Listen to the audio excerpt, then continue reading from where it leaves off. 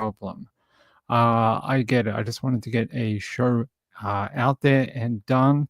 A very Australia heavy show today. There's some very odd stories coming out of down under today. So we're going to do that. It's good to see you all. Hey, Rachel, Marilyn Landis, Glitter, Mr. Dan Yee is here. Yeah, it is a little hectic. This is Easter week. It is a public holiday down here on the weekend, Friday and Monday, so it's a long weekend down here. And then next week is our is it next week? Yeah, so the end of next week is when we head to Morwell for trial. So there's a lot of like logistical stuff going on. I hope the trial's still going ahead. I hope I don't find out like next week that they've postponed it or pushed it back. I feel like that if that was going to happen, it would already have made the news. There was a story out yesterday, and they seemed to suggest that it was still going ahead. So, yeah, we'll see. We'll see.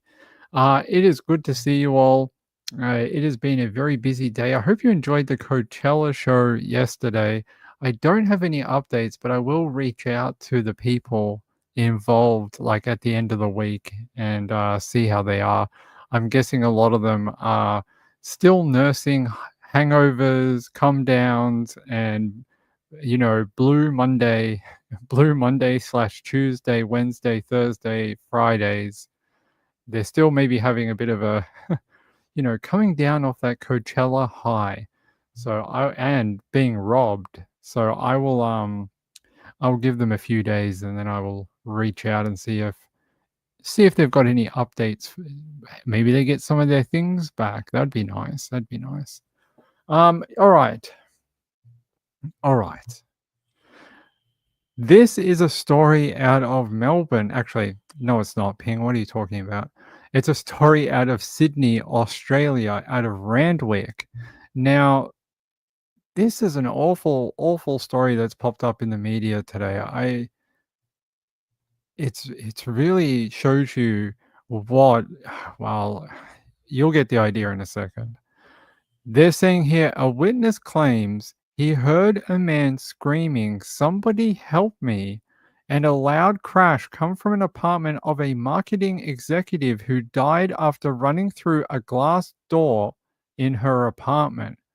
Claire Austin, 38, partially severed her arm by running through an internal glass door in her top floor apartment on Randwick Street in Randwick in Sydney's east, just after 7:30 a.m. on Saturday. A concerned neighbor rang 000 and paramedics rushed her to St. Vincent's Hospital, where she was placed on life support for 3 days before she died. Her boyfriend, recruitment executive Lee Loughlin, 44, has reportedly told police the pair were having an argument. Then she ran through a glass door. Mr. Lee, assisting police with their inquiries, was adamant, or not adamant, but he was admitted to a mental health facility after the event. They're saying he has since been released without charge and no arrests have been made at this time. An 11-year-old child who lives at the same address, a 11-year-old child who lives in the same street said they heard the pair shouting before the incident and it was at a different level than usual. Usual? So is this something that happens quite frequently at their home that they fight quite often? They say here his mother of the 11-year-old child who gave him permission to speak to the media said her family heard Claire and Lee fighting constantly, but this time said it sounded way worse. I don't know what to tell you guys. To run through a glass door. To run through a glass door. I don't know why you would want to do that.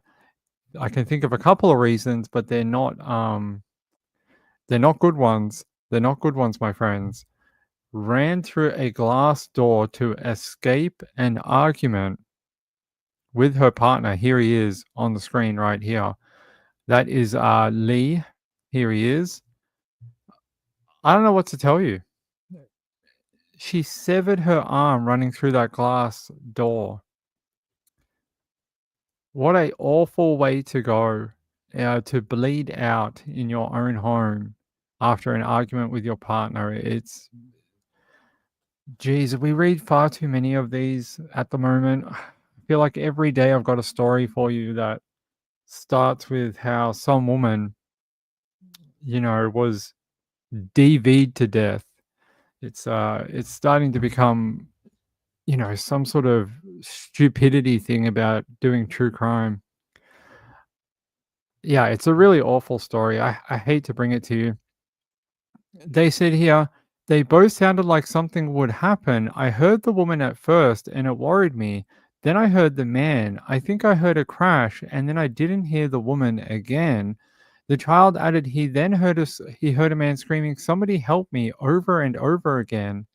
The child said the sound of the fight, which began around 7 a.m. on Saturday, caused his father to go into the street to investigate because he was so alarmed.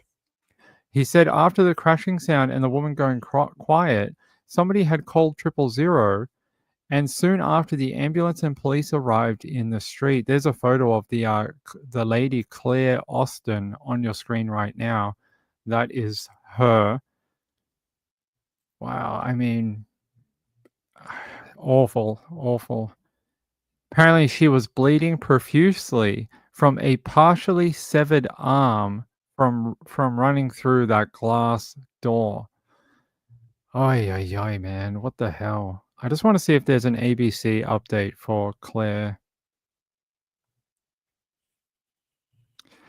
I thought 2025 might be different, but apparently no. Apparently, we're not going to get a different year.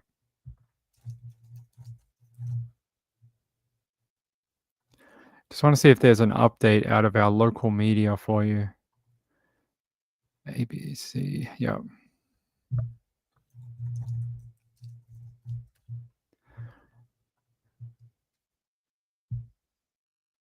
I'm just going to check to see if we did a press conference for it. Does that make sense? I don't see one right now, but you would think this would be a bigger story heading into today, especially this week. Heading into the Easter long weekend, it's all about family and getting together with your family, and then to have this happen, it's pretty awful. Apparently, there was a story that came out in the Daily Telegraph. Boyfriend of dead marketing exec tells cops how she suffered fatal injury. They're saying Lee has been assisting police with their investigation since his girlfriend Claire was found with a partially severed arm, along with other horrific injuries. There's a photo of Claire right there. Yeah, Rory, can you stop that? The boyfriend of a digital marketing executive who died from catastrophic injuries told detectives the couple was having an argument when she ran through a glass door. They say Lee has been assisting the police. Claire was found without injuries. Yep. So yeah, she was taken to St. Vincent's Hospital, but put on life support, but unfortunately never recovered. She never recovered from those injuries. You have to ask yourself, what would cause someone to run through a glass door in their own home? What was going on that was so, uh, so like urgent that you had to get out of there? Like it was like it's life or death. I don't want to be here anymore. I have to go. I can't think of too many things. The things I can think of that are not named in the article, although hinted at, is like, do we charge someone over this? Do we charge someone with DV? Is that what we're going to do? Do we charge someone with manslaughter, like with a DV tag at the end? I mean, that's what I think. I think if the cops prove it, and I don't know if they will, but if the cops prove it that that is exactly what happened, you have to look at the minor details of what happened before she did that. The problem is we only have his side of the events, right? That's all we have. can't ask Claire because she's not here anymore. So are we gonna get the truth? I don't know. I would say probably not. Probably not. I read a profiling book a while ago, and one of the things in there that sparks my interest in regards to this particular case, they said people in front of a cop will always paint the brightest picture they can about themselves, especially if they're involved in the crime. And I was like, yeah, that's probably most likely what would happen in this situation, right? You always try to paint yourself in a different position where it looks positive rather than negative because you understand what's going to happen if you don't. So I worry that that's what'll happen, and we don't have the other side of the story. Wendy R says, ran or shoved? That's a good question. Don't know. Don't know. The story says ran, but who is that information coming from? They're saying here police will allege that Lee told officers at the scene that Miss Austin ran through a glass door to get away from the argument, causing the massive injury to her arm. It is understood there was an internal glass sliding door in the apartment between the living room and an enclosed veranda that was shattered. They say Lee, a recruitment company boss, was taken to Maroubra police station to assist with inquiries before detectives admitted him to a mental health facility. He has since been released but is yet to give a formal statement to police. Police have set up Strike Force Lindok to investigate the circumstances surrounding Miss Austin's suspicious death. Suspicious is an interesting word. Um, Yeah, I would like to know more about those integral minutes before she hurt herself. Pushed, thrown, ran. What really happened there? And then you think about what I told you about profiling and how people often like to paint themselves in the best, situation. I helped someone. Oh, no, no, I tried to help, that type of thing. Oh, she ran through a glass door, instead of, "Oh, I shoved her." Like, yeah, so the way the words are presented is what the media tends to hear, but what is the truth? It's very hard to know because she's not here. Jojo says, "Did she think it was open?" So I have seen that before too, that people who live in houses that often have glass doors, I've seen people hit them before. I've hit one before. When I used to live in a place that had one of those big sliding doors, I smacked my face on it like 3 times, almost broke my nose. So, um, it feels different though. Like I've done that and smacked my face onto it and not cracked the screen, cracked the door or anything. To completely shatter the door and cut your arm off seems like a lot of force, right? It seems like a lot of energy going through the door. You would have to be like running or moving at a high velocity to do something like that. Joe Neal says, "What happened to notifications? They must have been sold out today." Sold out of notifications. I'm sorry. The YouTube store just didn't have any left in stock, apparently. No more. They're all sold out. I'm not sure. I'm not sure. No idea why they didn't send you a notification. I just work here. I don't know. Jojo says sometimes they're plate glass. So I actually read that it was a plate glass window, but now that seems to have been retracted. I don't see that being reported anywhere anymore. Very early on in the reporting, about a day or two ago, I read plate glass door, but I don't know if that's still. Don't know if that was an assumption or yeah, plate glass.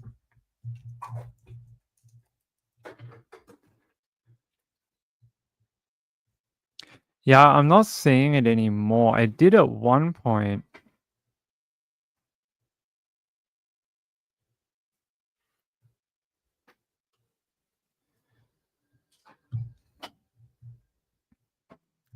Well, this is interesting.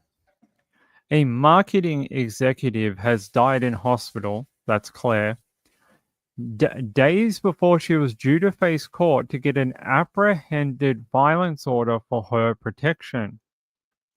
Really? That's fucking interesting. The Daily Telegraph reported Austin ran through the glass door of her Randwick apartment after seeing a man believed to be known to her inside her home in an alleged domestic violence incident. Court records obtained by 7 News have since revealed Austin was scheduled to appear at Waverley Local Court tomorrow with police so she could apply for an AVO to protect her, but she never made it to the court. They say Austin, who has been living in Australia for a decade after moving over from the UK, was rushed to St. Vincent's Hospital on Saturday night with a severe cut to her arm. They're saying here,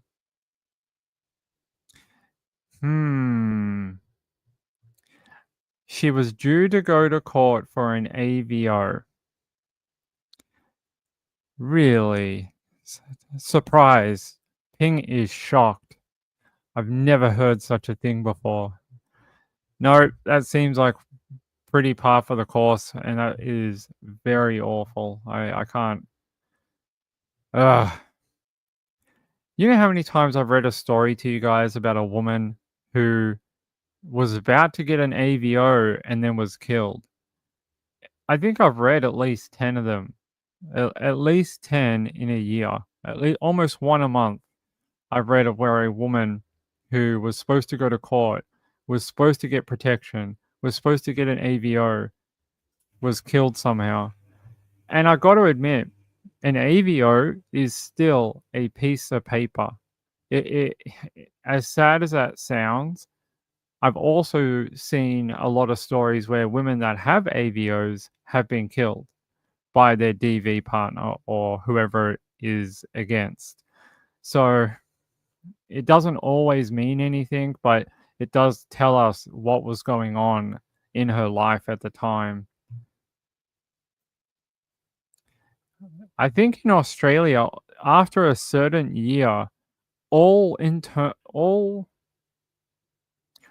doors after a certain year in Australia ended up being safety glass, and they had to have like the little strip on it that had like, the little checkers or, stripes or whatever. I'm pretty sure. Wendy R said, I wonder how long the couple had been together. I don't think I have that information, do I? Let me have a look. I don't have that information, sorry. I'm not sure how long they might have been together. Let me see. Lee Loughlin. Like Lori Loughlin, but his name is Lee.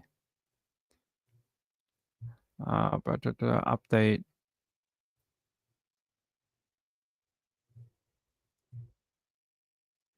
Okay, interesting. They're saying police have questioned the partner of a beloved marketing exec who died from catastrophic injuries. We don't need to repeat that.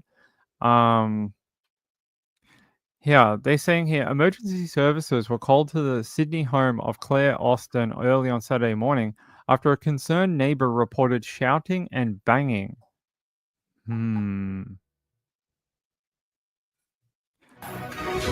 How sad. Apparently, she spent 3 days in a coma in hospital before succumbing to her injuries yesterday.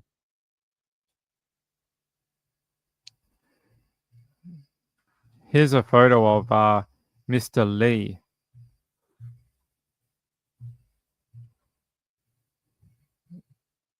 And it says here, New South Wales Police submitted an apprehended violence order against Lee on Miss Austin's behalf, and it was due to be heard at Waverley Local Court tomorrow.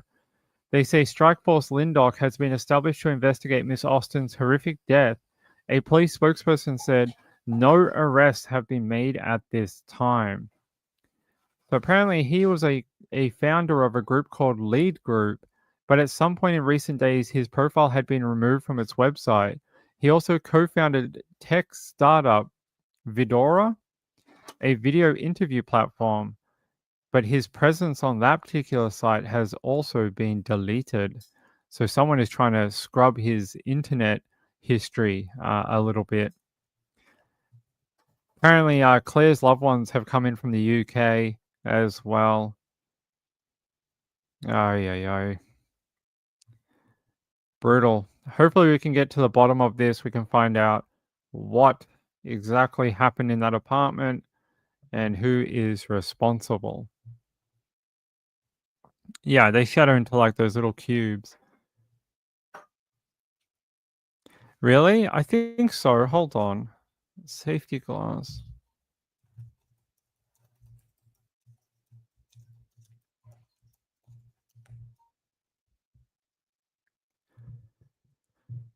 Here. In Australia, safety glass requirements are primarily governed by the National Construction Code and Australian Standards AS 1288. Glass in buildings, selection and installation.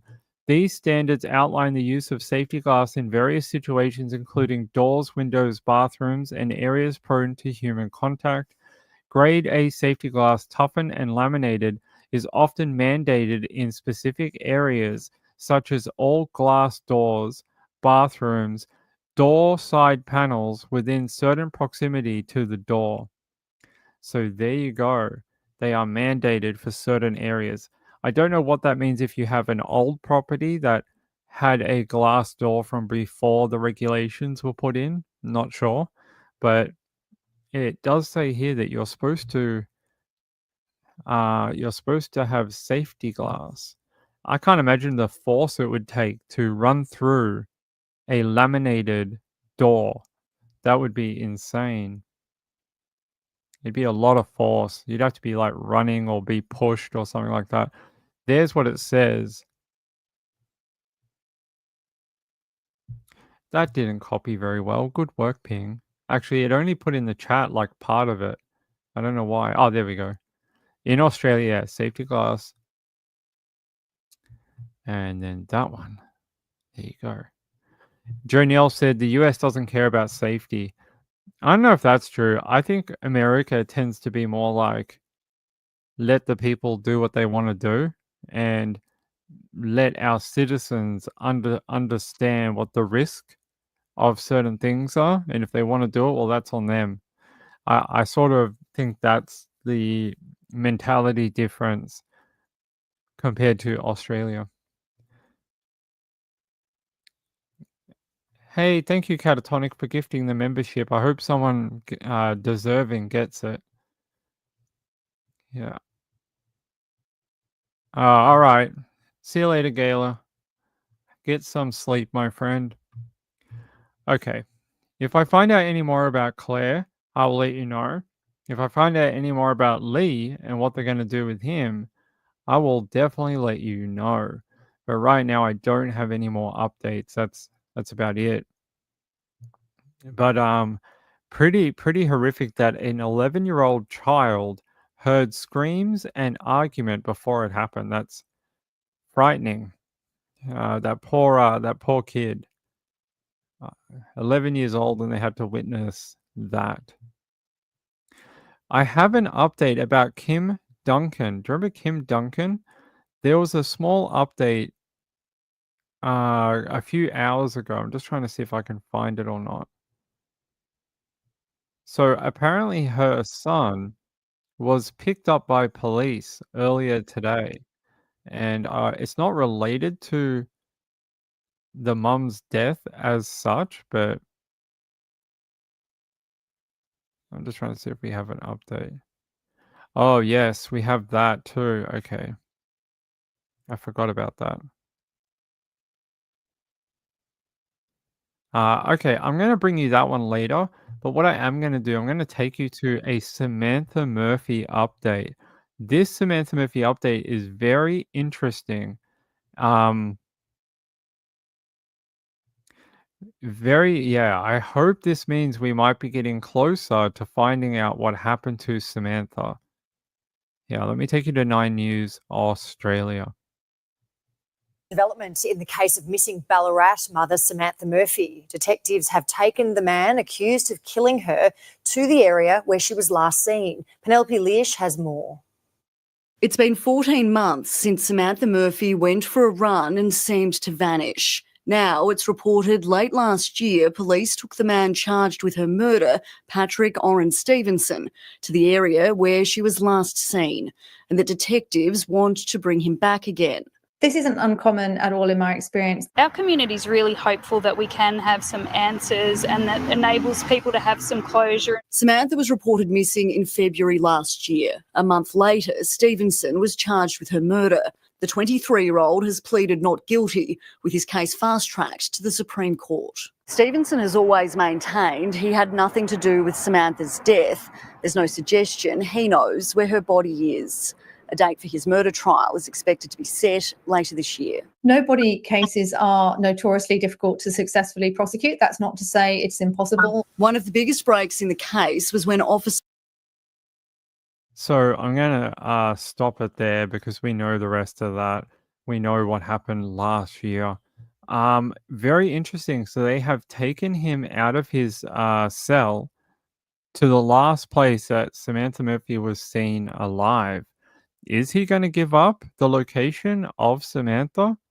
I hope so. I think it would help his court case. I think it would help the community, the family, everyone to get her back and to find out where she is and give her a proper burial. Because right now, not knowing where she is located after 2 years, sorry, not 2 years, like a year and a bit, it must be extremely hard for the family. Imagine if you had a loved one, you know they're dead, but you don't know where they are. And they could be anywhere around you because they live in the same town. They could be anywhere in the surrounding area, but you have no idea where your loved one is. That is the kind of thing that drives you crazy. It will drive you mental because you'll just go round and round in your head about it for forever until you find some sort of closure, answers, something. Pretty brutal. I hope this is what is going to happen anyway. I hope that he's trying to maybe give her back. That would be nice. Let me see. Yeah. Let me see what the Herald has to say. They say the key suspect in Samantha Murphy's murder has been taken by detectives into bushland near where she was last seen alive, with investigators desperate for a breakthrough as they continue searches for her body. Detectives from the Missing Persons Unit are now keen to escort him there for a second time.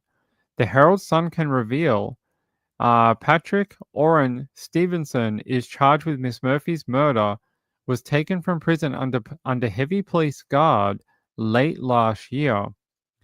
And sources have confirmed that investigators are eager for him to revisit the area in and around Canadian Forest in Ballarat, where the mother of three went missing in February 2024. So she went missing the 4th of Feb 2024. There's a photo of Samantha, and there's Patrick in cartoon form.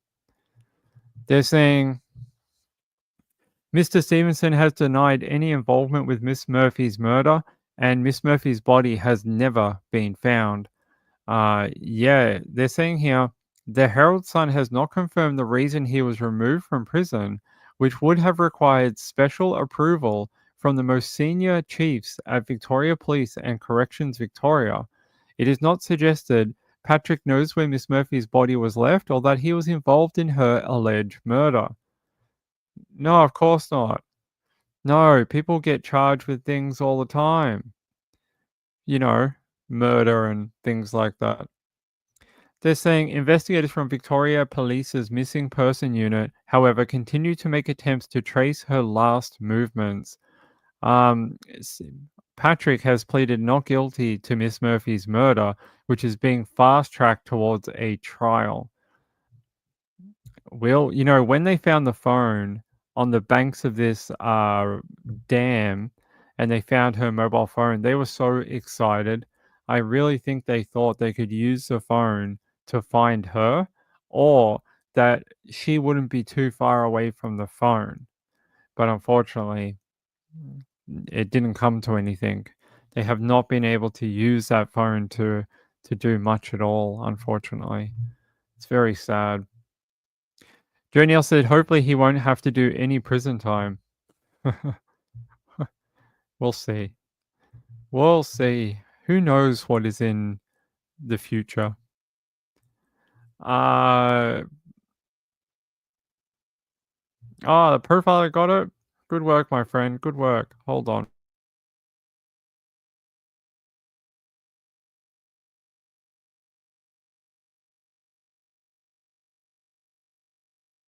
You know, they may be just watching and listening, not actually participating. But profiler, if you're out there, you got gifted a membership. So there you go. You can be part of the crew now. Yay. Thank you to Catatonic for gifting that, by the way. I appreciate it.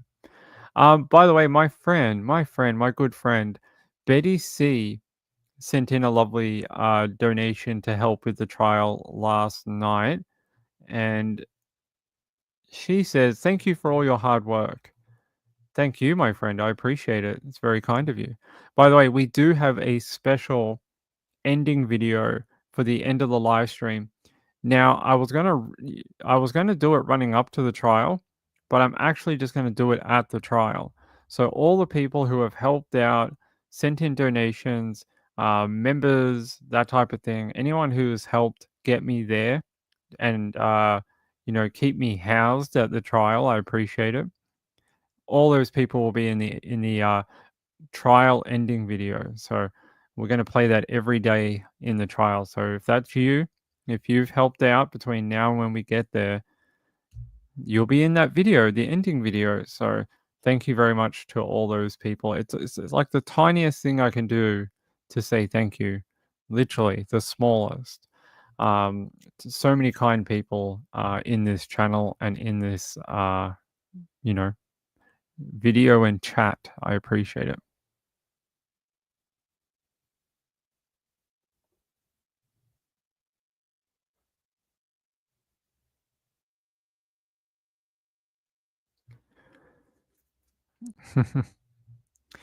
Interesting. All right.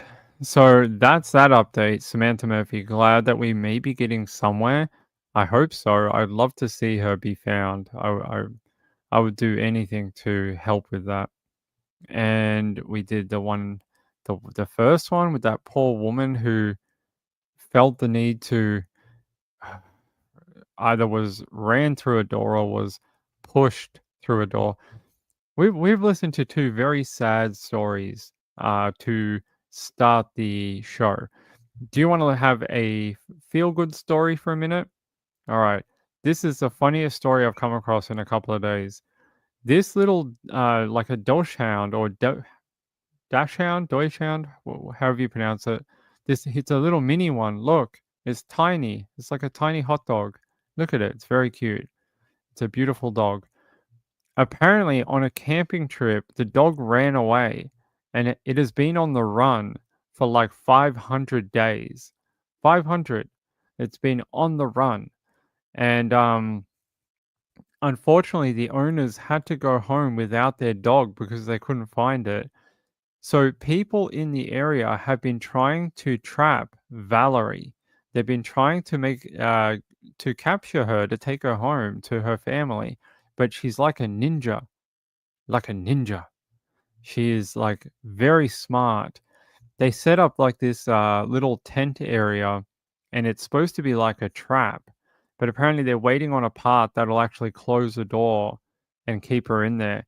But she's been visiting, and a lot of these items in the area are from her home. So she can smell them and be like, hey, that's mine. I know that scent. That belongs to me. So they've been doing this, and apparently she does come and visit every few days, between every 3 to every 5 days. She comes back to this little area that they have set up and left food and things like that. So they know that she is now feeling comfortable, and they're hoping to trap her to be able to get her back to her family. But where she has been for 500 days, in the bushland, like just roaming around in the bush.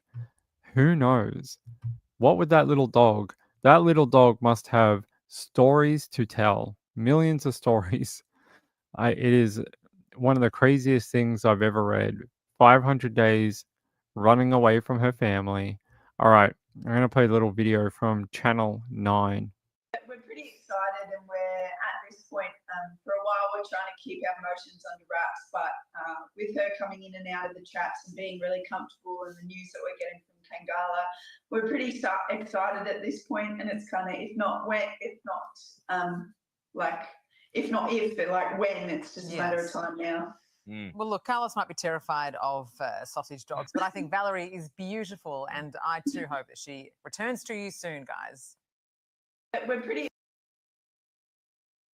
So that was her parents. That wasn't a good video. I'll take you to the other one. Kid hearts right around the world, and tonight we could be a step closer to seeing Valerie, the missing sausage dog, reunited with her owners. Volunteer rescue teams searching for the dachshund on Kangaroo Island has released video of what they say is Valerie walking inside their carefully prepared trap.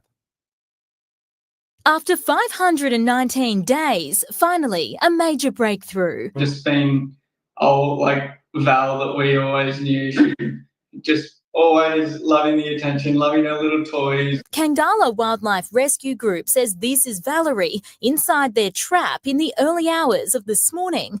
The cage is being filled with some of her owner's clothing and toys from home. Some of them she had when she was a puppy, and to see her with them kind of out there, it really tugs on the heartstrings, that's for sure. Josh and Georgia first lost Valerie in November 2023 while on holiday on Kangaroo Island, and they're adamant it's her. I was sitting there in bed one night, just going through old photos and comparing all her little marks and everything, and being like, it's 100% her. Despite feeling comfortable in her trap, she's yet to be caught, a remote trigger for the door to be installed this week. The search for Valerie has captured hearts across the globe. Her story has been featured in some of the world's biggest newspapers, and social media users have been commenting from New Zealand, the Netherlands and the United States.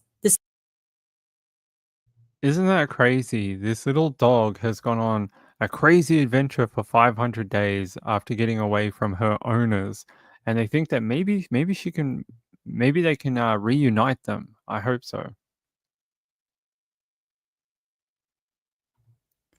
Vegemite Smile says, "Hello, Nights with Ping. I saw that you are on YouTube featured. No idea what that means, but it must be good." I don't know what that means, but thanks. I appreciate it. Maybe I'm the only one streaming this late. Maybe. Maybe I'm the only one that's on this late at night. Everyone's gone to bed. But yeah, I hope they can get her home. See, a nice story, although not a complete story. We talk about far too much, dead people apparently. But yeah, hopefully we get a good update about Valerie soon and that she's been reunited with her family. That would be great. It's a dachshund. I don't know how to pronounce it. A sausage dog is what I'm going to call it. It's cute though, right? What a lovely dog. I hope it can get back to its family. I feel terrible, like being in the bushland. It's probably got ticks and poor thing. Hasn't been groomed in 500 days. Poor dog. It's a Deutschhound. All right, let's go back to the true crime. So we have some updates out of, that place that's like a giant country that there's like other countries like Mexico and Canada at the top. You know that one? Yeah. USA, that place. Yeah. All right. Let me see what I got on my list of updates for you.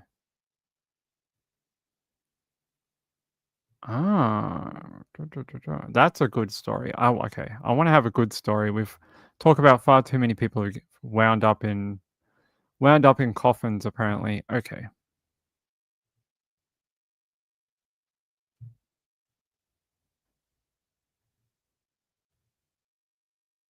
County is finally coming home safe. NC Aubrey Wu ran away from home back on January the 10th, and early this morning, police found her about 800 miles away in Georgia. 69 News reporter Rob Vance spoke with the Northampton County District Attorney and with Aubrey's parents. And Rob, they have to be relieved. Yeah, guys, relieved is an understatement. These parents have been waiting for more than 3 months now to finally learn that their daughter is safe. Aubrey Wu ran away from home, like you said, on January 10th. And just this morning, her mother, Jade Wu, and her stepfather, John Gurman, finally got to see and speak with her for the first time since her disappearance.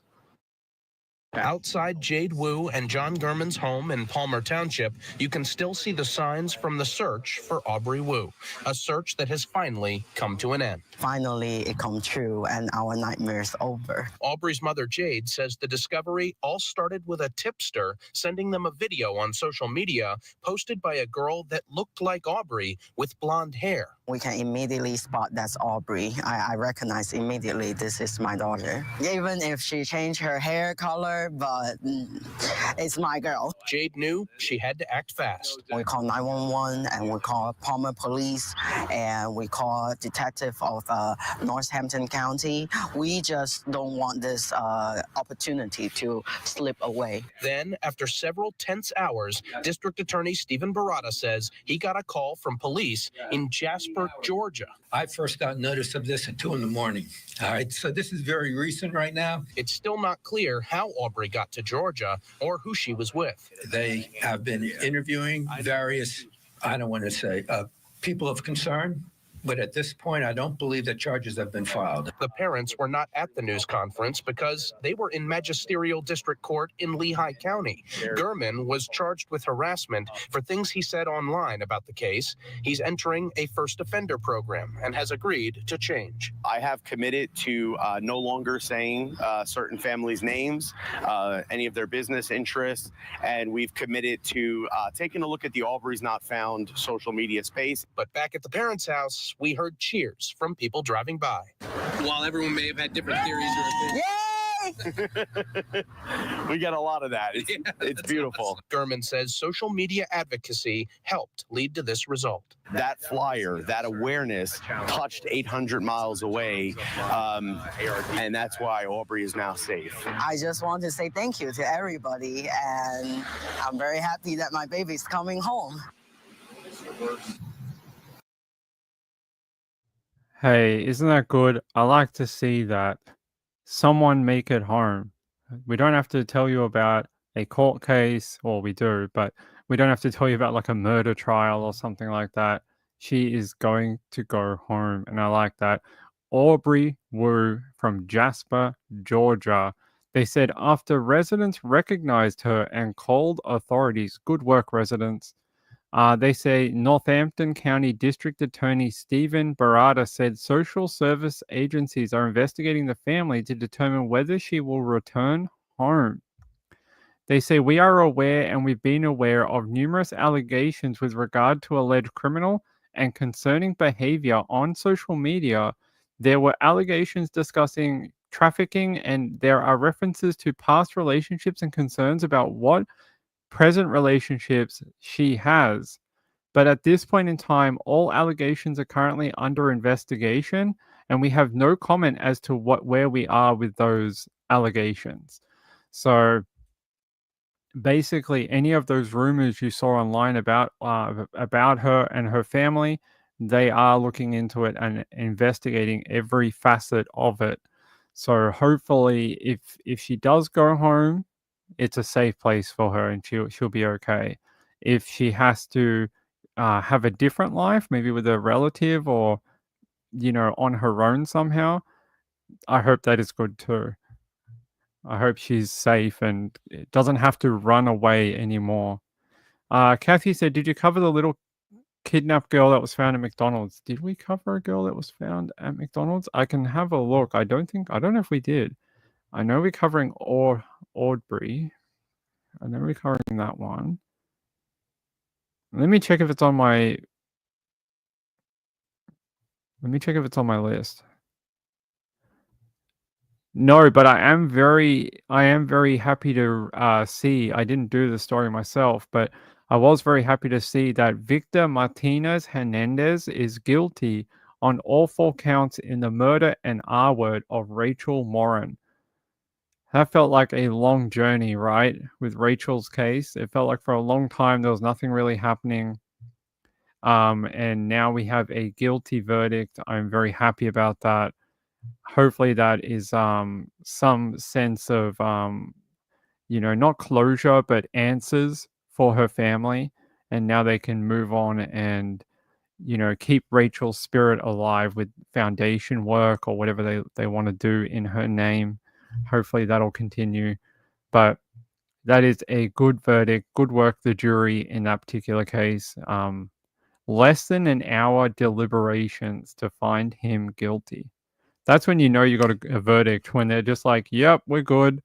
We just got to fill out the paperwork. That's when you know you got a hell of a verdict, when they turn around in an hour or so. So, yeah. Yeah, only an hour. That is quick. I think Lori Vallow was like a few hours, like 3-4 hours. And we thought that was quick. 1 hour. That's basically just enough time to do the paperwork with the jury foreman. That's just enough to take everyone's votes and get everyone to sign everything. It's it's a very quick verdict. Happy that is done. Happy for Rachel's family, and hopefully this absolute piece of crap will spend every moment of his waking life in a United States prison. Yay! He can F off. Patty L says, "Hey Ping, I can't believe you're ponging in my neck of the woods this late at night." Hey Patty L, how are you, my friend? It's good to see you. Marilander said Trisha talked about the Rachel Morin case earlier tonight. She did? Well, that's good. I'm glad she did. Yeah. All right. What did you guys say? There was... Oh, I wanted to check in on... We did a story yesterday about a guy that's on the run, and I wanted to see if there was an update. That was Jacob Sawyer, and I wanted to see if they had captured him or not. I don't see anything. I don't see a update for that. Okay, according to news in the last business day, he is still at large. He has not been caught. So Jacob Sawyer, the guy we talked about last night, he is accused of attempted murder of his ex-girlfriend. He is still on the run out of New York. So if you remember this one, that's him there. He looks a little different in other photos. Here's another photo I can show you. I know it's a little blurry. Sorry about that. And there's another one. So he looks a little bit different in depending on what photo you look at. But there you go, Jacob Sawyer out of New York. He is wanted for apparently either slitting his ex-girlfriend's throat or stabbing her in the throat. So he really needs to be found. They actually locked down the suburb of where this happened because they thought he was that much of a threat. They gave an order not to leave your home because they were hunting him. So if you're in the New York area or surrounding area and you see that guy, call it in to 911 and let them know where he is.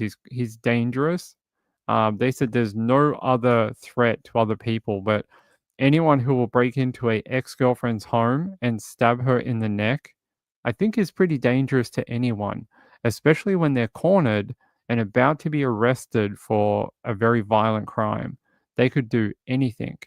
So if you see Jacob Sawyer out there around New York or surrounding areas, call it in. Okay, McDonald's manager. Okay, I didn't see this one. Thanks, Kathy. Let's have a look. McDonald's manager trust instinct saves child kidnapped by convicted SO or PDF file. All right, here we go. I don't really want to imagine what could have happened or how this situation would have turned out differently. Colorado Springs police are grateful that a little girl is home safe thanks to a McDonald's manager. He saw Daryl McLaurin come in with a girl who police say is less than 10 years old. Really trusted his gut, called 911. Omar Campos recognized McLaurin from previous incidents at the store, so he kept an eye on the sex offender and gave them food to keep them there. Not trying to escalate it, not trying to insert himself into those things, but really understanding the severity and understanding the feelings that he was having. Police arrested McLaurin on the spot. The previously convicted sex offender is charged with second-degree kidnapping, enticement of a child, and failure to register as a sex offender. Come to Nickel.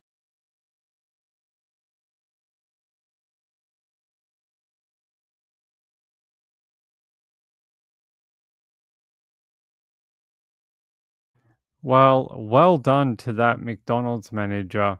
We've had a few of these over the years now where people who work in customer-facing roles have just seen what's not normal, and they deal with hundreds of customers and people every day. They develop a good sense for, strange things.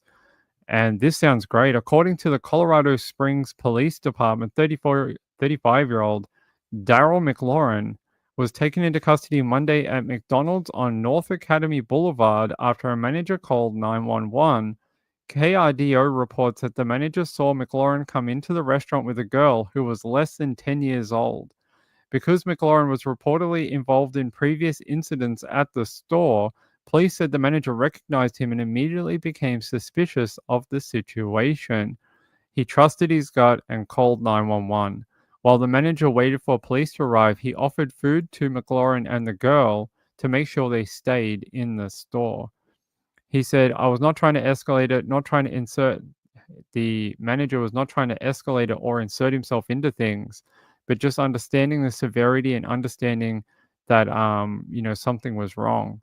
They say KKTV reports that officers quickly determined the young girl did not belong with McLaurin, and he was taken into custody on outstanding warrants. The previous convicted PDF file is now charged with second-degree kidnapping and enticement of a child and failure to register as a SO.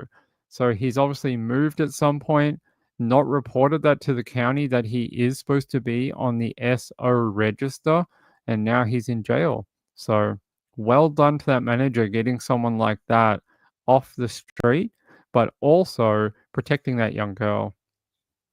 They say investigators say they determined that the girl had been enticed away from an apartment complex down the road.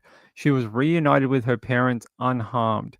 Police don't plan to file any charges against her parents over the incident. They say, according to KKTV, as of Monday afternoon, McLaurin was still in custody in the El Paso County Jail. He is being held on more than 10 different warrants in addition to the new charges for this incident. He is due back in court next Monday. Crazy. Well done to that manager, though. Hey, you gotta say thank you to those people that do these types of things in the community. There's a type of people we want in the community, people who see something, say something, do something. So yeah, they're very clever that he was able to piece, previous interactions with the guy to what something being off about this particular thing, him having a young girl with him. Pretty cool. Well done to that guy. He definitely should win Employee of the Month at McDonald's. He definitely should get that gift voucher. Maybe a key to the city. That's what he needs. A key to the city. He saved a young girl. Really? Imagine if they didn't intervene. Imagine if that manager did not do anything and just let them order their food and go. What do you think would have happened to that little girl? I think we'd be talking about a very different story right now. I think we'd be talking about someone who would be having some sort of SA type charges added to those, warrants. I think he would be, it wouldn't be good. It'd be bad. Yeah, Kathy, thanks for showing me that. I had not seen that one. So that is, I love when we get someone doing great things in their local area. Let me see what else I've got on my list of things. Let's see. Okay. Let's head out to Indianola. I want to head out there very quickly. I want to show you this. Breaking at 4, an Indianola police lieutenant is on administrative leave after he was charged with stalking. Justin Keller was arrested Sunday. KCCI's Laura Terrell has been looking into this all day for us. Laura, what have you learned at this point? Well, Indianola's police chief confirms to me that Lieutenant Justin Keller is on leave. Keller is a 20-year veteran of the Indianola Police Department. A criminal complaint says he continuously contacted a woman and drove by her house. The complaint says Keller let himself into the victim's house on Sunday, which scared her. Neighbors also say they saw Keller walking around the victim's house and in her backyard. Now, this is video of Lieutenant Keller from an interview he did with KCCI in 2019. Public court records show Keller is also named in a civil lawsuit that was filed last year. In that lawsuit, a female employee of the police department accuses Keller of sending nude photos of himself. She says when she resisted his advances, she faced retaliation at work. The woman also accuses Keller of sexually assaulting her near City Hall while the two were working a night shift.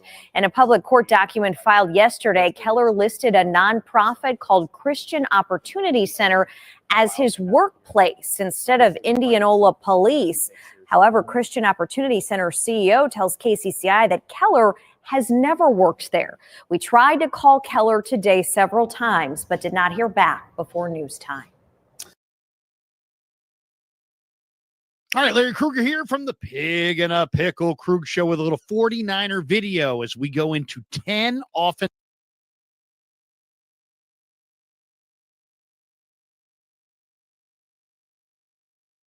I don't think we need to listen to Larry Krueger from what is he from? He's from like KTX or something in San Francisco, some radio station out there. Yeah, I mean, when you think of people who have any sort of authority and they're doing stuff like this, using their authority to impact, the women, people, whoever it is, I mean, they need to stop and be taken off the street. It's like that Chris Rock joke, and I use it all the time on this show because it's a good way of explaining it, right? It's sort of like pilots. You can't have any bad eggs as a pilot.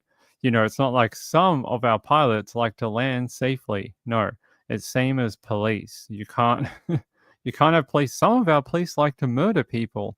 No, you can't do that. We need good people to be police officers, sheriffs, stuff like that. Warno Steele said, aren't you a 49ers fan? I am a 49ers fan. That's why this video popped up, because I was probably watching Larry at some point about the draft or something like that. Yes, I am a 49ers fan. Profile, hey, my friend, how are you? Good to see you. You got gifted a membership from Catatonic. No, that's all right. You got one for free. Actually, can we give any away? Do we have enough people? 1, 2, 3, 4. Okay, maybe not tonight, but tomorrow night I will give away some memberships. We can give away, I think, 10 a month. So I will give away some free ones to new people. I'll give some tomorrow. Oh, yeah. All right. That is a good one. His name is Justin Keller. He's only 42. He's pretty young. Contacted the woman repeatedly and frequently drove by her house. The complaint said he let himself into the woman's house on Sunday, and witnesses reported seeing him drive by her house on multiple occasions. So he's a stalker. The incidents were investigated by the Carlisle Police Department at the request of Keller's employment, the Indianola Police Department. According to KCCI, Keller is a 20-year veteran with the PD and an American citizen. I'm not sure why that matters, but sure. According to the police chief, Brian Scher said an internal investigation is underway. These are serious allegations that the PD and the city do not take lightly. Court records show that a woman also employed by the PD filed a lawsuit against Keller last year, accusing him of sending her nude photos of himself and retaliating against her when she resisted his advances. She also claimed that he SA'd her while they were working a night shift together. This guy definitely is the bad egg, right? He's nothing else but that. Definitely needs to be out of the police business. Joe Neal said, I know what it's like to be in love like that. Do you? Is that how you got to jail? Glitter says, I'm 53 years old. This is so frustrating. To be 53 years old, or just are you just frustrated in general? I'm sort of confused. Are you just having a bad day, or you're just angry that your age is an odd number? I don't know. You have to tell me. He is dangerous. I think anyone with a gun and a badge who acts like this is probably pretty dangerous. I don't have too much more on Justin Keller, but I can have a quick look. Yeah, KCCI seems to be the one that is doing the majority, but he was charged with stalking, so that is good. What are they saying here? Is that the same one we did before? Yeah, let me double check. Let me double check. All right. Yes, it is. It's the one we did before. Okay, I'm not going to replay that for you because there is no point. What is it? So I decided to play it anyway. Good work, TV. Good work. All right. They're saying here, anything interesting about him? No. Just that, yeah, he'll be in jail waiting for the court days. So, I don't know. I don't know where she is. Could be rescuing a animal. Could be sleeping. Could be out watching the moon. Who knows? Who knows where she might be? She's a very, very interesting person. She does all sorts of things. I want to watch this. I wonder if I can get this for you. There's actually like a little video of them arresting. So, during we told you about the lady who died in a drive-by yesterday? Well, apparently the grandson or the son of the grandmom, here, he's being arrested in this video. Now, I can't... There you go. So, the police actually arrested him in a traffic stop, and it looks pretty dramatic, whatever was going on. So, that was the story yesterday. There was a woman killed when people fired guns into her home. Here, so they say the son of a slain grandmother who was fatally shot in a drive-by shooting in Sydney Southwest has been arrested by police. Police arrested 2 men during a vehicle stop on Copperfield Drive in Ambervale about 8 a.m. this morning. Both men, aged 34 and 32, were taken to Campbelltown Police Station where they are assisting with inquiries.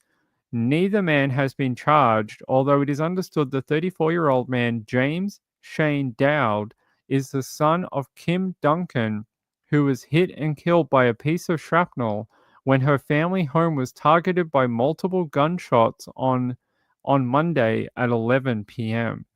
So she ended up dying. She ended up bleeding out from her injuries inside her home and passed away. They're saying here the Daily Telegraph does not suggest that he was involved with the shooting. Distressed neighbors said at least 5 shots were fired at the Dickens Road house. Moments later, they heard screams from Dowd calling for help. Police sources told the Daily Telegraph on Tuesday that Miss Duncan wasn't the intended target of the shooting, but that the gunman was sending a warning to someone in the house. Well, from what I understand, it was only the 2 sons that lived in the home. So which son? Well, sorry, It was the 34-year-old man that they arrested today and a 21-year-old woman were inside the home along with Miss Duncan at the time of the shooting.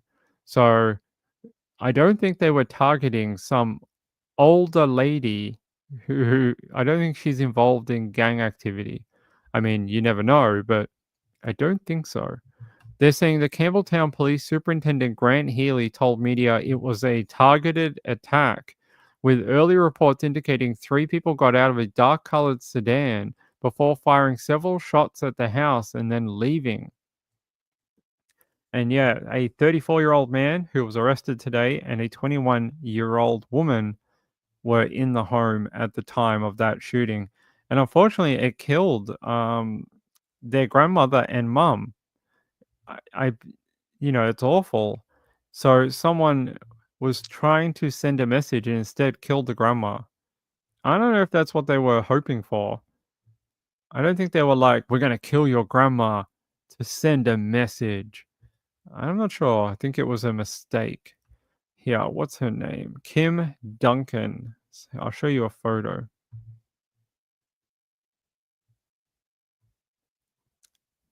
Here, actually, I'll take you to the video we used yesterday for. Good evening. A grandmother has been shot dead in a targeted drive-by attack at Ambervale near Campbelltown. 2 other people were in the home at the time when it was sprayed with bullets. Police tonight trying to work out who was the intended target, as those responsible remain on the run. A son brought to his knees and a distraught daughter held back by police. Their mother, Kim Duncan, killed in a targeted drive-by shooting at Ambervale. I was laying in bed and just heard gunshots. Just bop, bop, bop, bop, bop. Really quickly, crisp sound. Neighbours on Dickens Road alerted to the commotion around 11 last night. Up to 3 people got out of a dark-coloured sedan before firing several shots at the house and leaving. As we come outside, we just heard the son yelling, "My mum's been shot." The 65-year-old grandmother was in a front lounge room when a bullet hit her leg. Despite the efforts of paramedics, she couldn't be saved. It's abhorrent. Somebody coming up to a house and putting shots off is totally reckless, and the consequences are catastrophic. Also inside the house at the time, Kim's 35-year-old son Shane and his 21-year-old partner. He was pretty upset, devastated, yeah. All right, I'm going to leave it there. Thank you, Profiler. I knew there was a second son. Yeah, so there was 2 sons, but one wasn't in the home at the time. We'll see, but I don't know. It sounds all a little strange. The fact that this woman would be shot and killed, even if it was an accident from shrapnel, sounds sounds like there's more going on there than just a drive-by shooting. Who did what? Who's reporting me? Damn you. No, wait, what happened? Oh, I don't know. You guys talking about something in the chat. Have fun with that. All right, let's see what else I have on my updates list. So that was it. So they've arrested him today. What they're going to do with him, I'm not 100% sure. But they saying that they picked him up this morning. Yeah, so ABC is saying that. What are they saying? Son of woman killed in drive-by shooting in Sydney Southwest, arrested on unrelated matters. Unrelated. There's a photo of him, James Shane Dowd. There he is.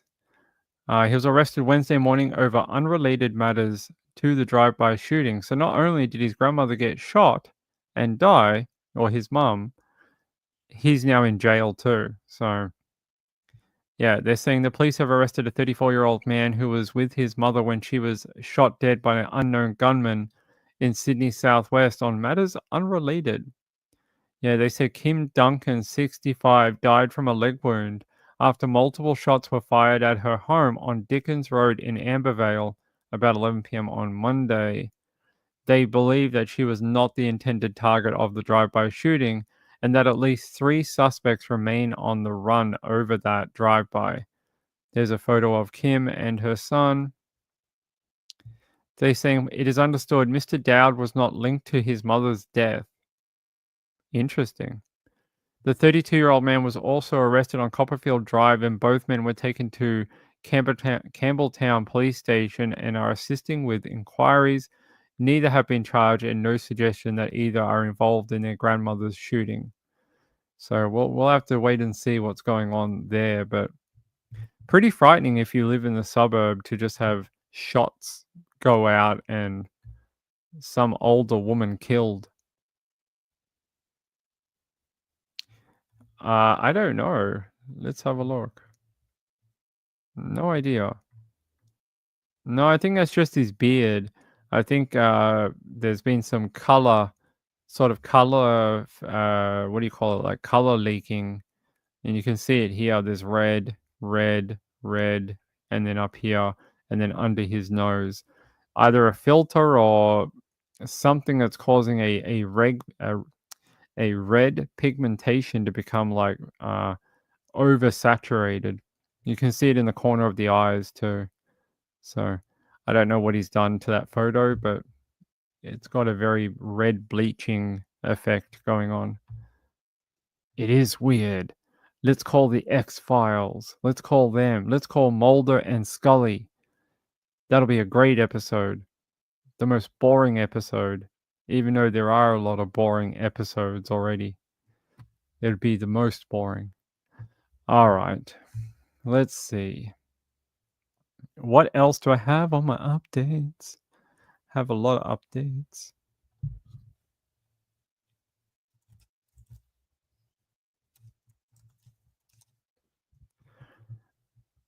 You know what's interesting? I saw a video today out of the UK, and I had to laugh. Right? I was like, "Is this a for real thing or not?" And I had to check into it. There's a video going around of a dog fight. So this big dog is attacking a little tiny dog, and a guy comes along to try and get the big dog to release the little dog. And how he did it is he stuck his fingers up the dog's butt. I'm not kidding. He did it like 50 times. He put his fingers up the dog's behind like a bunch of times, and eventually the dog did release the little dog. But I was like, is that a tactic is that like something you're supposed to do, or is that like a real thing? What is that? Is that like when a shark bites you, you have to poke it in the eye? In this case, you poke him in the butt. It seems a bit odd, but if it works and stops the dog from biting people. Profile said I owned a pit bull. Is that really a real thing? I'd never seen it before. I wish I had the video to show you, but I don't. I'd have to look up. Wait, hold on. Maybe I can.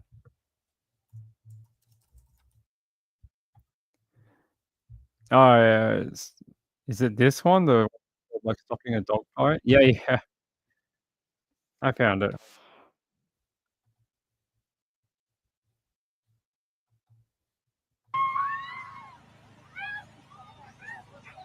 So you can see the dog's attacking this little tiny dog.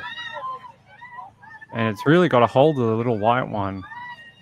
And, you know, of course, the owner's probably scared and things like that.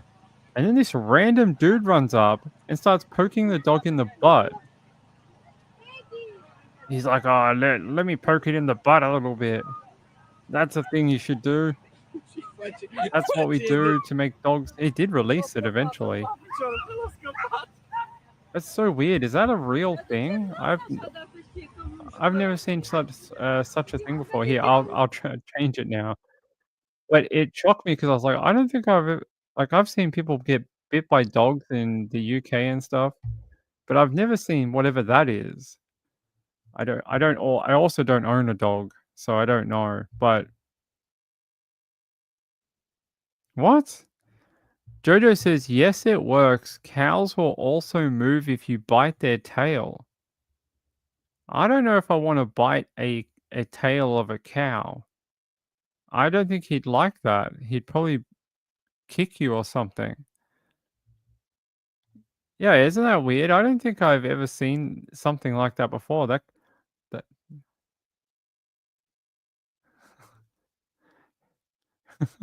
YouTube's attacking you. Anyway, that dog attack, it ended up going and attacking more people after that event. So after they got the dog to release the little dog, it went and attacked like 4 other dogs at that park. Luckily, no humans were injured, but there were a couple of little dogs who unfortunately had to go to the vet.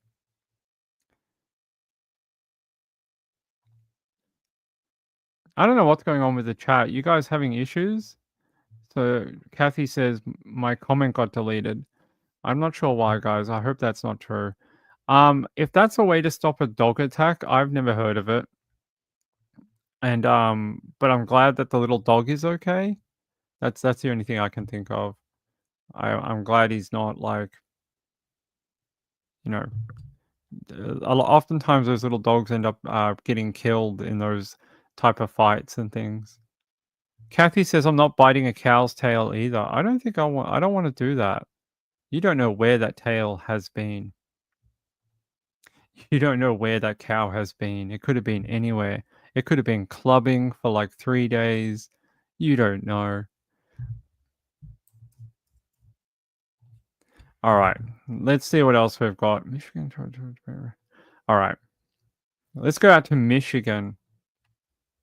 Let's go out to Michigan.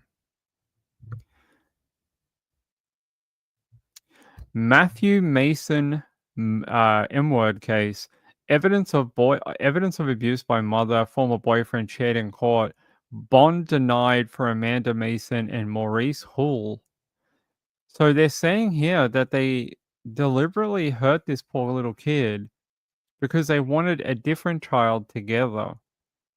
What is wrong with people in life? Like, they're saying here, Michigan couple charged with killing mum's toddler to make room for child they'd have together. They're saying Amanda Mason, 33, and Maurice Hull, 28, were denied bond at their arraignment on Monday. They're saying Maurice was also charged with 3 counts of resisting and obstructing a police officer in connection with his arrest on Friday when he fought with 8 different officers.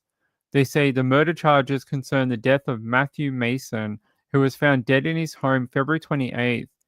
The autopsy on that little boy, 3 years old, he died from blunt force trauma and possible suffocation. According to the assistant prosecuting attorney, they told the court that the defendants accused each other of abusing the boy and that it was all part of their plan to put forth to kill Matthew to make room for a child that the 2 of them could have together. Straight to jail. Like, straight to jail. You have to go. Just know. You have to go now. Straight to the Mr. Zappy. Go to Mr. Zappy and hook yourself up and we'll press the button. That's it. No more chances. You have to go now. Out of society. Out of the world. No trial, just go. That is... What's wrong? I don't get it. Like, what is wrong with people? What did that little boy ever do to you? He's 3. You're the adult. It's your choices that brought him into the world. He didn't have any say in the matter. And you're the one who's like, well, I brought him into this world, so I'm going to suffocate him until I kill him. And then I'm going to blunt force trauma him. Straight to effing jail, both of you. No trial needed. Get out of here. There's a photo of him. What a cute little guy. You know, these stories make me very angry. There's a lot of families out there, a lot of couples out there that deal with things like infertility and things like that, who would love a little child like that. And you see people like this that are like, oh, I'm just gonna kill him because I'd like a different one. Oh, I want to return this one. This one's defective. I want a different one. It's horrific. Yeah, he's a cute little guy, right? It's these people, man. Apparently, authorities learned about an alleged scheme where Hall and Mason came up with a lie about how Matthew sustained some of his injuries. So they even lied about how he got injured. They say the prosecuting attorney said Matthew would be hit across the face by Hall and would be put in timeout on his knees and have his head banged against the drywall.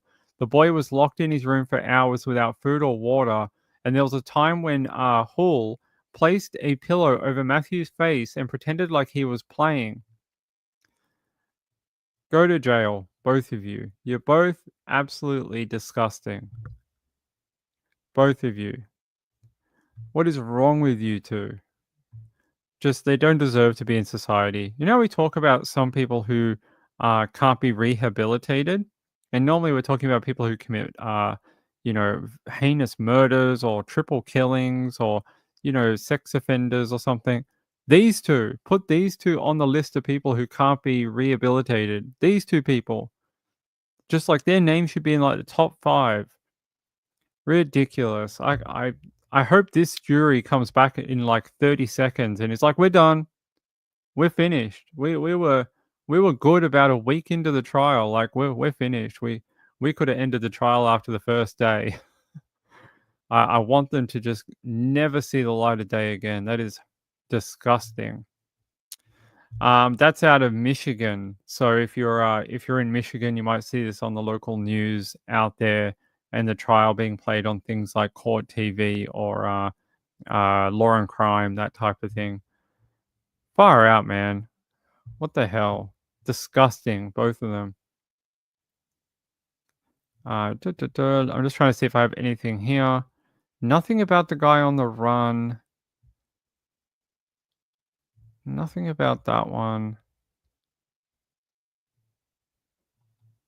Okay. We can go to Colorado. I don't know if we need a banjo for this. I don't think so. Yeah, let's go to... Oh, well, okay. We'll do Arizona. That'll do. Actually, that won't do. Sorry.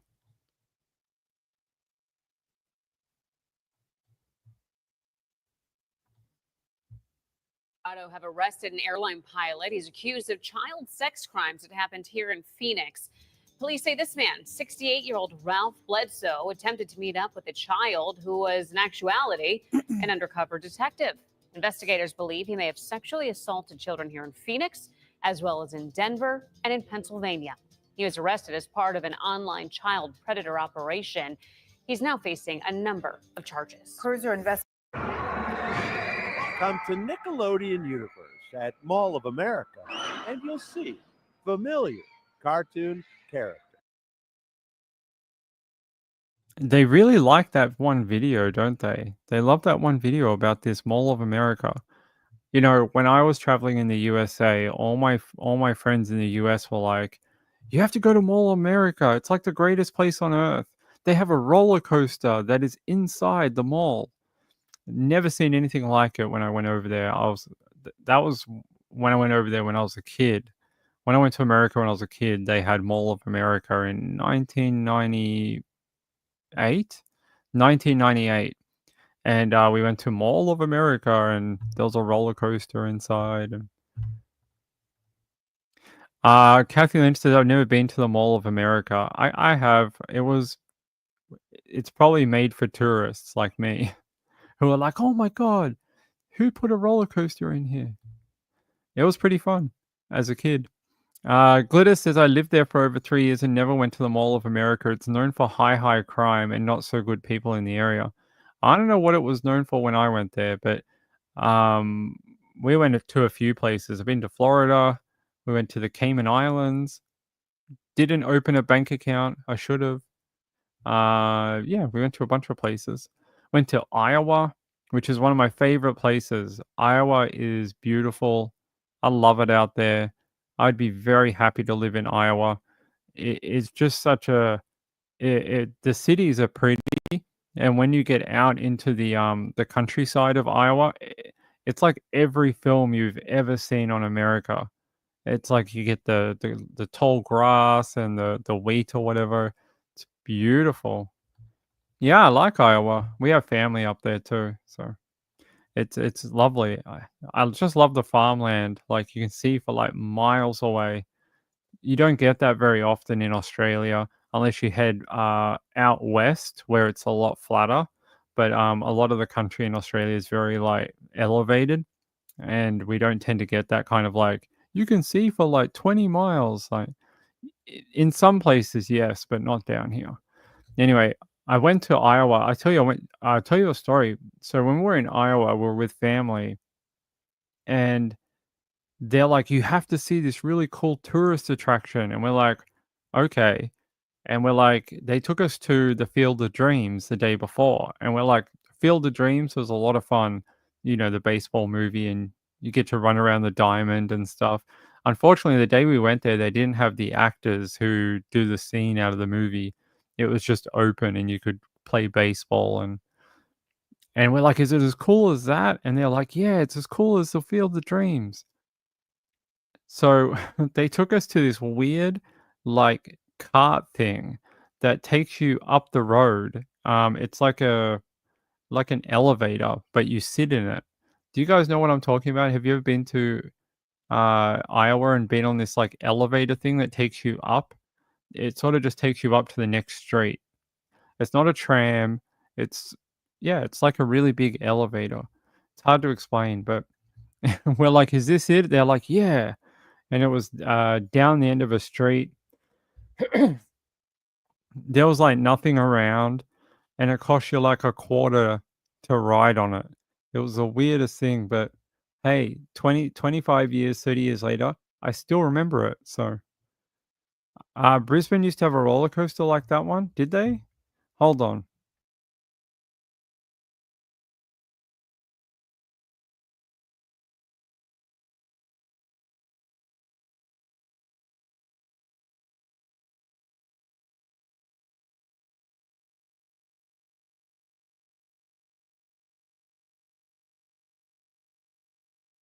I think it's this.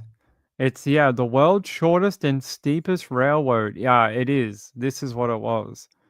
And it was supposed to be like super steep. Yep, this is it. So I wanted to see if we can. Oh, that's all we get to see? Okay, great. Thanks for that. Let me see if I can open up this photo. So this must be back when it was built, back in the day. 5 cents to come up. Yeah, I think it was like it wasn't a lot of money to do it. Fenton Place elevator. Fenton Place. Yeah. Dubuque, Iowa. So we went to here, and they were like hyping it up all day. They're like, this thing's so scary. It's like this giant elevator. So this is what we did one day when I was in the area. I'm sure a lot of people have over the years, but I still remember it all these years later because it was so weird. There you go. So it just goes up this really big hill, and it takes like a minute. That's all it does. It's like that's your day out in Iowa. You get to go up the elevator.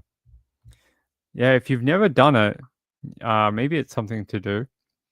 Catatonic says in the Maya Center, did they? Oh, I don't remember that. I mean, I didn't live in Brisbane, so I probably wouldn't know. Yeah, so if you live in Iowa, maybe you can have a go. Glitter says it almost looks like a ski lift. Yeah, sort of, but just very vertical. It's very very steep. So yeah, that was one of the things we did. The family friend that lived in Iowa it's a long story. Do you guys want to hear it for a second? The reason we were in Iowa is because the people we knew in Iowa, and get this might be your worst nightmare, was actually my 5th grade teacher. Does that sound weird already? So she was my 5th grade teacher, and she befriended my family. So is that like a nightmare for you? Can you imagine your 5th grade teacher coming to your home on weekends. She used to come to our home, hang out with my family, and have like barbecues at our house and things like that. And yeah, Lindy says, is that called a funicular? I think so. Anyway, she was an exchange teacher from Iowa in America, and she was doing it with our school. She did it for like 3 or 4 years. So she actually taught me, and she taught my sister as well. So she taught both of us. And when she went back to America, we went to America to visit her, and we were staying with her in Iowa. Now, it was really interesting. We went to a high school or a middle school or a high school. I'm not sure. We went to a school in Iowa, and I couldn't believe how massive they are. They're so much larger than the schools we have in Australia. Like, schools we have in Australia are pretty small. This school was just massive. There was like sporting fields and like a giant set of classrooms. Anyway, she brought us into the classroom that she was teaching that day as if we're some sort of freak show. They're like, here, look at these weird people from Australia. Say hi to all these American children. So we had to do that one day too. Anyway, so if people wonder why I was in Iowa, it was to go stay with my 5th grade teacher who went back to America. So there you go. So I used to have my bloody teacher come around my house on the weekends and just hang out. And she'd always be like, Ping, have you done your homework? You know, it's due on Monday. You have a report due on Monday. It used to drive me up the wall. I used to hate when she came over because I knew she was going to hassle me about my homework. But 30 years later, I actually have fond memories of her and her husband and visiting them in America. So as much as it was annoying to have your teacher around on the weekend, she was actually a nice lady, and her family were really lovely.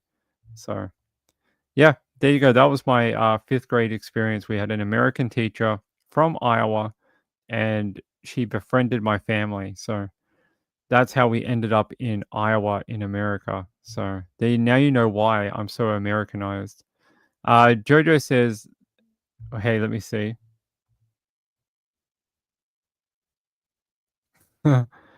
It happened to you too. Your mum worked at a high school, and my mum decided to make friends with a teacher who'd come over. I know, right? She was lovely, and I've actually tried to reach out to her.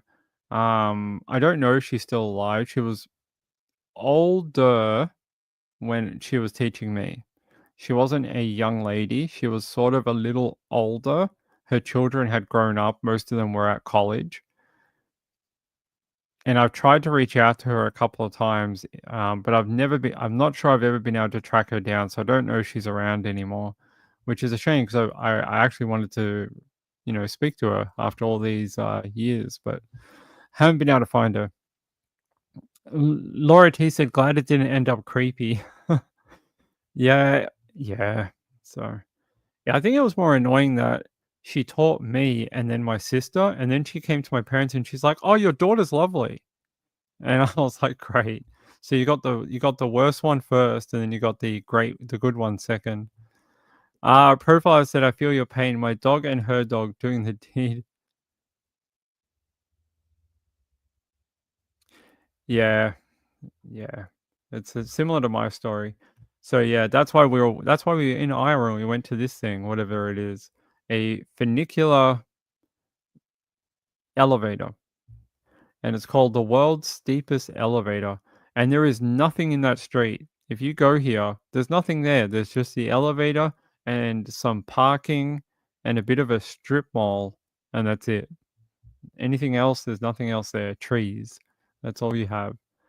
So yeah, there's a little story from Ping's childhood and having an American teacher when I was young. So there you go. Let me see if I got any other updates before we get out of here for the day. Yeah, okay. I think it's been an action-packed show so far. We've had a really busy show. No, we're not doing that. Oh, okay. Actually, this is interesting. So the other day I brought you an update about Lori Page.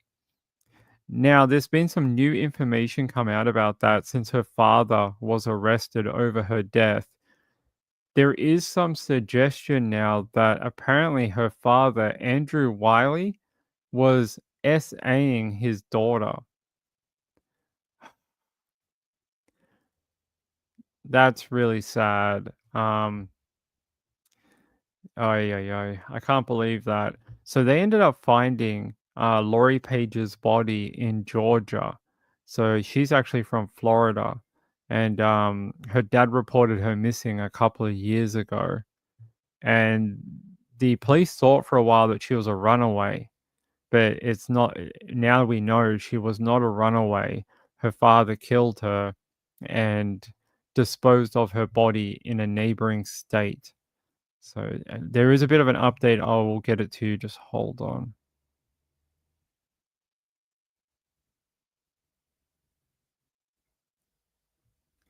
Let me take you to WWC-TV.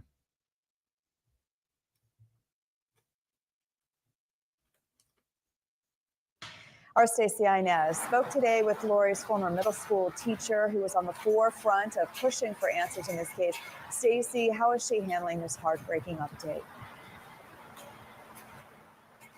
Oh, Julie, really a mix of emotions and really a lot to process. I mean, Margaret Summers tells me that now seeing the court records of Lori's father searching for those remote areas in Alabama and Georgia, that rings a bell now, because she said he once mentioned to her that he used to go and look for Lori in Alabama and Georgia, but she wasn't quite sure why. Now, she remembers Lori as a hardworking student, someone who never wanted to be late. And she says she truly is shocked to see her father arrested in this case after all this time of her trying to bring awareness to Lori's disappearance.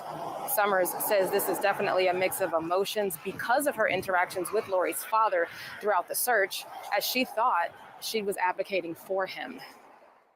I actually met him and talked with him 3 different times, and I hugged him each time and just told him, don't worry, you know, we're gonna speak up for her, we're gonna look for her, and we'll never give up. And I thought I was giving him comforting words, and now I'm only imagining what he was thinking. Now, she says she's glad that there is some sort of closure, but at the same time, she says it's still difficult to process, but she does plan to follow every step of the court proceedings. And I do want to note, we also have a one-on-one interview scheduled for tomorrow morning with Tallahassee Police Chief Lawrence Revel as well, so you can look for that. All right, I'll keep an eye out for that that one-on-one with the police chief tomorrow, and I'll bring that to you. But the details I have here suggest that Andrew Wiley, they're saying here, he dumped her body in a wooded area in Thomas County, Georgia. Investigators wrote that purchases that Andrew made before the slaying suggest there was likely abuse of Page occurring, which may have been of a sexual nature. A day after the murder, Wiley allegedly purchased a plane ticket from Jacksonville, Florida to Puerto Rico. He reportedly bought the ticket hours after dumping his daughter's body. Phone records indicate that Wiley immediately drove to Jacksonville. For unknown reasons, he immediately returned to Tallahassee. Police searched Wiley's car last February. They reportedly recovered various items, including a pistol, ammunition, and car cleaning fluid. According to WCTV, Page's blood was discovered on carpet in the car, despite Wiley having a cleaner specifically intended to clean blood. They also noted that the vehicle did not have any floor mats. Wiley reported Page missing, claiming she left home with a backpack while he worked a night shift, and the police chief said Wiley's account showed inconsistencies as their investigation continued. Notably, Tallahassee police said amid Page's disappearance that foul play wasn't suspected in her case.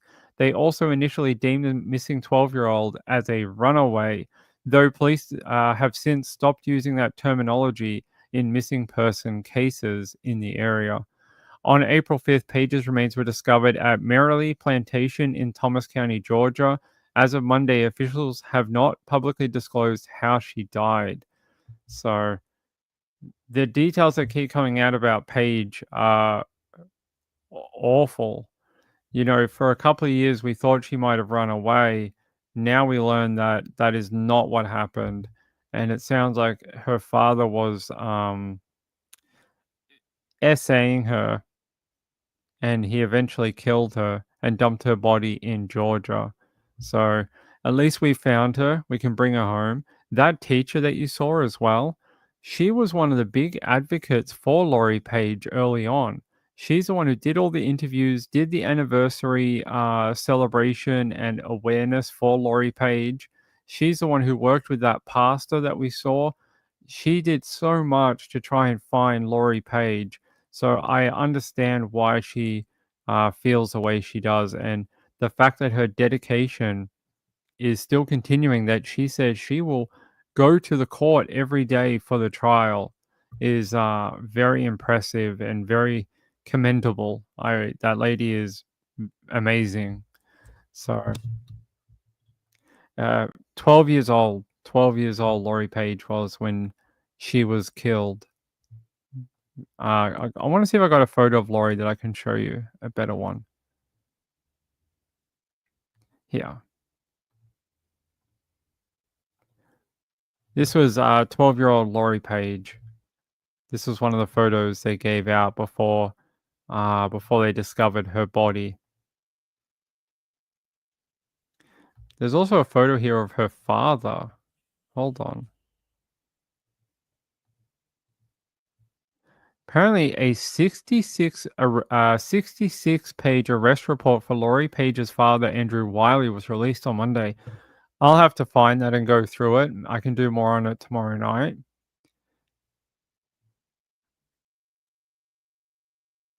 That's interesting. In that arrest report, in an interview with police in February 2024, Wiley said he was unable to remember the events of the week leading up to when Lori was reported missing. That same month, investigators searched his car and found several items, including the pistol, ammunition, and car cleaning fluid. And they said floor mats normally present and typically provided with the vehicle were absent.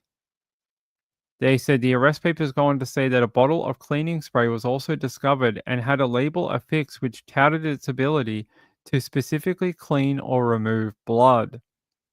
Page's blood was confirmed to be present in the carpet of Wiley's car after the carpet was removed and sent to a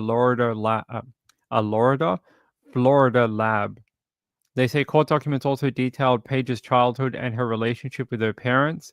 Described as quiet and smart by classmates and relatives, Page experienced serious depression and displayed signs of resentment for her parents. In both households, it appeared she was left alone for hours at a time with no supervision, and that this occurred from a very young age. One of Page's relatives told detectives that the 12-year-old felt abandoned by her mother and was capable of hurting herself. Court records reveal that Page's parents shared custody of the middle schooler until her mother relinquished custody to Riley prior to the 2022-2023 school year. On Saturday, Wiley was denied bond on his second-degree murder charge, with the judge also accepting state attorney's request that he be barred from having any contact with several of his and Page's family members. So we'll see. But they had a little, this is him here in custody. There he is in a police station. I think that was probably from him being at court. That was probably him on court camera. So, hey, Edget, how are you, my friend? Good to see you. You can't sleep? I'm sorry about that. His name is Andrew Wiley. Hold on.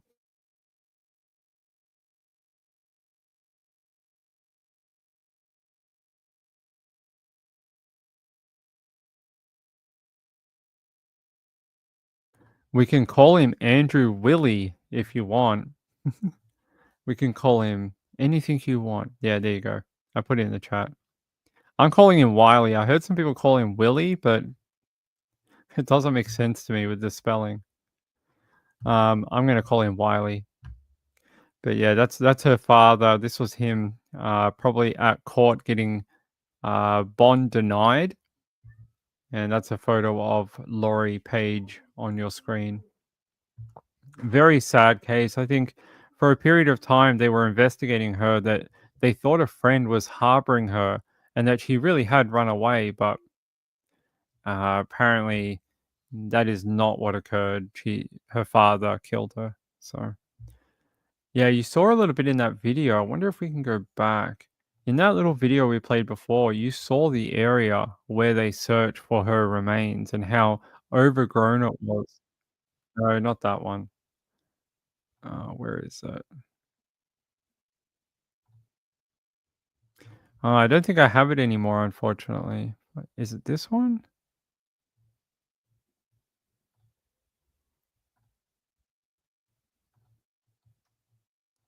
I just want to show you. There was this bit in the video where they were in a very brush-covered area.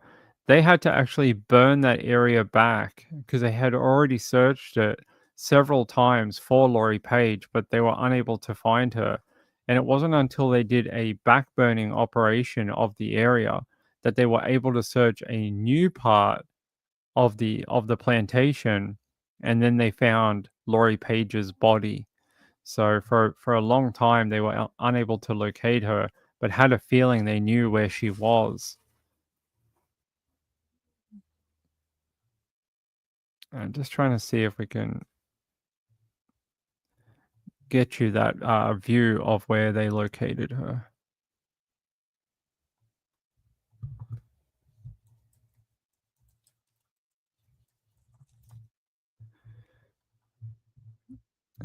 Da, da, da, da, da.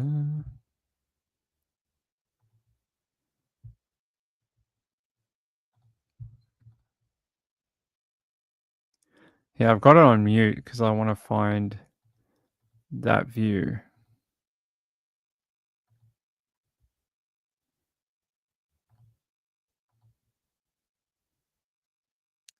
Okay, we're not going to find it. If I do, I will show you later on another show. But there was this huge area, and it was so overgrown that the only way to find her body was to burn it back, was to set it on fire and burn all the thicket and weeds and things like that. So yeah, I can't find it. It was on a different video that we watched. All right, my lovely friends, I love you all so much. It's been a great night. It was really nice to be on the YouTube feature page tonight. That was really cool. Don't know if we've ever done that before. Maybe, maybe not. Hold on, everyone.